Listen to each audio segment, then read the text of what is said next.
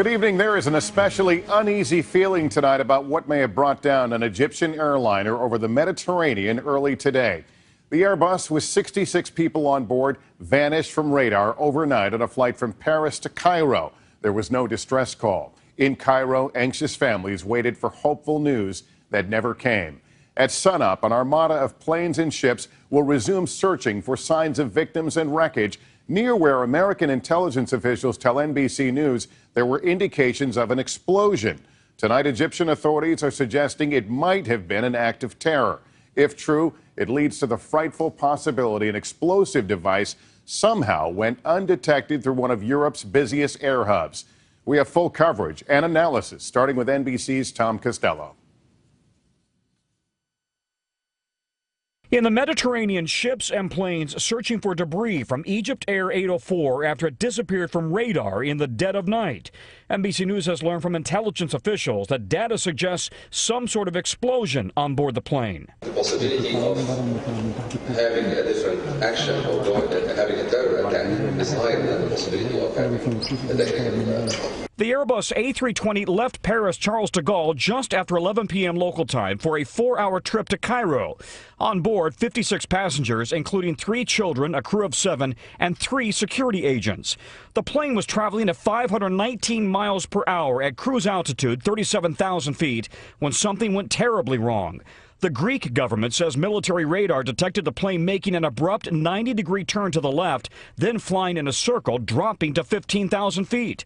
Final radar contact lost to 10,000 feet just inside Egyptian airspace. The A320 is a workhorse for airlines worldwide. With more than 6,600 in service, one takes off every 2.5 seconds.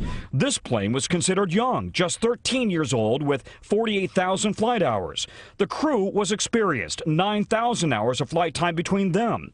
But could the plane have suffered a mechanical failure and structural breakup in flight? Modern jet airliners are very well designed, and it would be very, very unusual to have a structural failure resulting in an in-flight breakup. A leading theory, an explosive planted on board either by a passenger or someone on the ground brought down the plane. They're going to be looking at residue, they're going to be looking at shrapnel, they're going to be looking for those things that could indicate whether or not there was some sort of explosion aboard the aircraft that compromised the structure. Tonight, U.S. and French intelligence are comparing names on the passenger manifest against known terrorist watch lists and interviewing ground staff who had access to the plane. The plane's black boxes may hold the key to what happened, conversations between the flight crew and any alarms or sounds of explosions. The flight data recorder should contain thousands of pieces of data on the plane's mechanical performance. Meanwhile, in Paris, the distraught families have gathered, hoping for answers. British citizen Richard Osman was on board, his brother Alistair. I never would have expected this to happen. I never would expect to wake up to this. So far, no credible claim of responsibility. No wreckage has been found thus far. U.S. intelligence sources say an initial check of the passenger manifest found no one on the U.S. terror watch list. Lester? All right, Tom Costello. Hey, NBC News fans, thanks for checking out our YouTube channel. Subscribe by clicking on that button down here and click on any of the videos over here to watch the latest interviews, show highlights, and digital exclusives. Thanks for watching.